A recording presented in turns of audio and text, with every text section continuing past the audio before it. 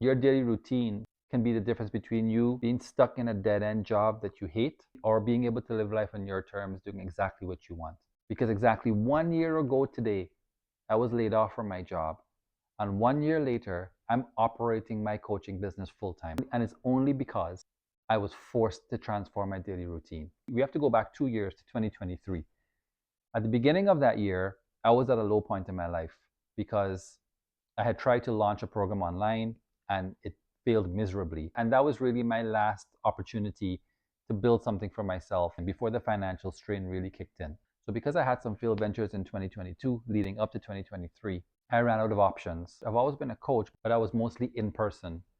And I was always trying to transition into more online, but I did not execute properly. I was not prepared. And when I launched, it didn't work out. So at the beginning of 2023, I was really in limbo because my coaching business was not strong enough to sustain a family. So I had to take a job, commuting to the city every day, 5 days a week, driving an hour each day, some days an hour and a half.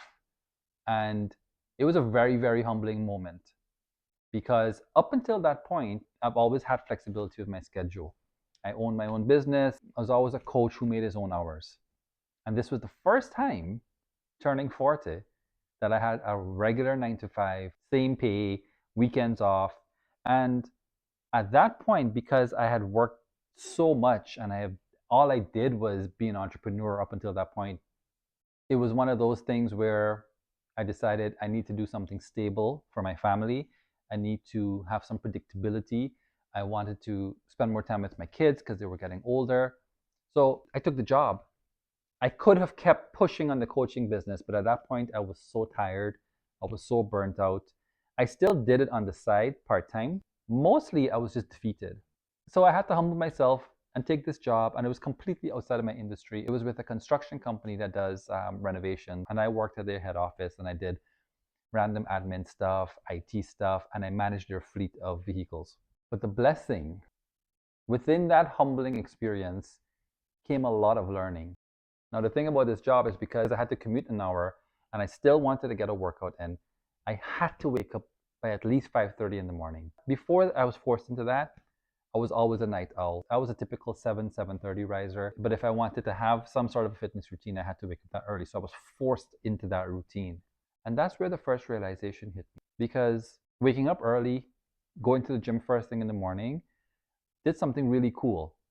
By the time I got to work, I had already had a good workout, already had a smoothie, was already feeling good because when you work out, you have endorphins rushing through your body, your circulation is going, and you just feel good.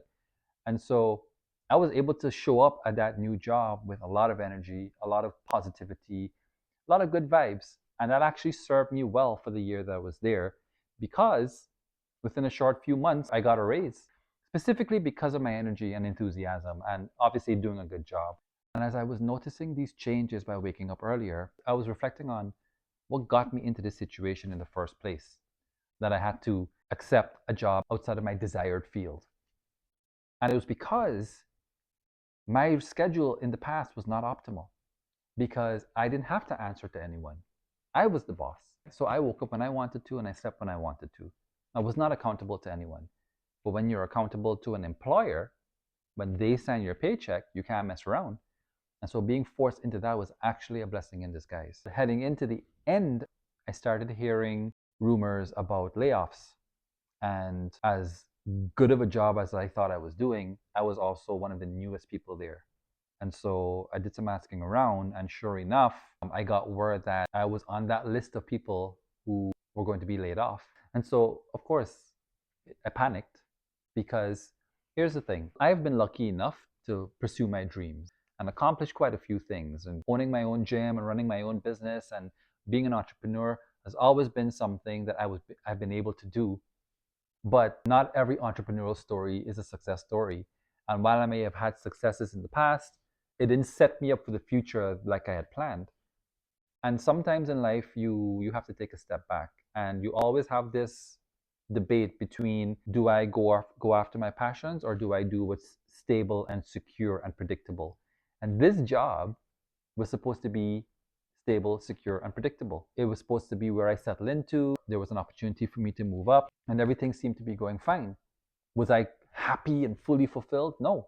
But was I paying the bills and taking care of my family? Yes. And at that point, that was okay enough. That was good enough for me. But then I learned the hard way that even when you take the safe way out, there is no guarantee that you can settle, because we always have, we always talk about follow your dreams versus settling. And for those of us who are scared of settling, take it from me, you can still fail at the thing you settle on. And so that's exactly what happened.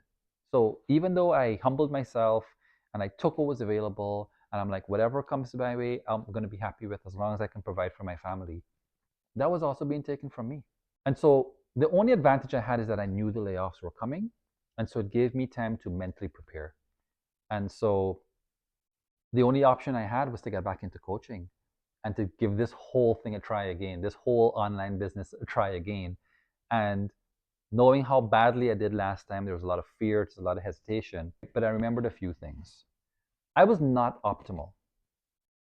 I was not sleeping well. I was not eating well. I was not training as hard as I could. I was not working as hard as I could. And knowing these layoffs were coming, and I have no other options, and coaching is all I know, I basically had to give myself an ultimatum. Either I take these new habits that I had to form by working this job, and this is the other realization. I wasn't waking up for myself. I wasn't working hard for myself as hard as I was working for somebody else, right? That's what we do. When someone else is signing your paycheck, you work hard for them. So you show up early, you stay late, and you give 110%. But when it's for you, we don't often do that. We don't really work at the same level and capacity as we do for other people. And so I had this moment where I realized, here I am, waking up at 5:30 in the morning, commuting an hour every day, working my ass off, coming home barely in time for dinner, barely spending any time with my children, except on the weekends. And I'm doing it for somebody else. What if I woke up at 5:30? Instead of having to commute, now I'm getting to work in my area. So I don't even have to drive 2 hours a day anymore. Those 2 hours I can dedicate to work. And I can put myself on the same rigid schedule as I did when I had this job. What would I be able to do then? And so that's what I did. I called up the few clients I had who I was working with the previous year and basically dedicated all of 2024 to building an online coaching program from scratch while working as a trainer and taking whatever work I can get. But the deal I made to myself was, I am going to have the same work ethic. I'm going to have the same approach as if I was working for someone else. But I'm going to put all of that effort and energy that I put for someone else into my thing. And 2024 ended up being one of the most transformative years of my life because I did it, because I stuck to the plan and I didn't allow myself to sleep in. I woke up early every single day. I got to the gym in the morning before everyone else. By 8 o'clock, 8:30 in the morning, I was working on my laptop, building my program. And every time I felt lazy or tired, I would remember that I didn't have a choice when I had that other job. I couldn't just decide to stay home. I couldn't just decide to kick my feet up. I had to work. And it was that daily schedule, that transformation of my daily routine to get to bed early, wake up early, plan everything the night before. So I used to pack my bag, pack my gym bag, my work clothes were out the next day, lunch was ready, everything was ready the night before for the next day. And those small changes allowed me to do what I'm doing right now. And today I'm standing on my own 2 feet, still working as hard as ever. I'm not a millionaire, but I am working for me. I am working on my own terms. The future for me looks brighter than ever. And it's all because I had to really, really look at myself, be honest about what I was doing, about the effort I was putting in, or the lack of effort for myself. Everything changed when I committed to changing my daily routine. Being organized, being on top of your schedule, planning everything that can be planned, preparing everything that can be prepared before, so that when you go to bed, there's way less to do when you wake up in the morning. The smoothies were ready, clothes were ready, everything was ready to go. And the more prepared you are, the more efficient you become. The more efficient you become, the more time you open up for yourself. And so I was able to build my business, get even healthier. I'm turning 42 in a few months.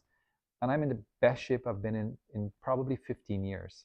So, financial health, physical health, mental health, relationship with my wife, relationship with my children, everything improved because I changed my routine and made it more optimal. This is my testimony for you.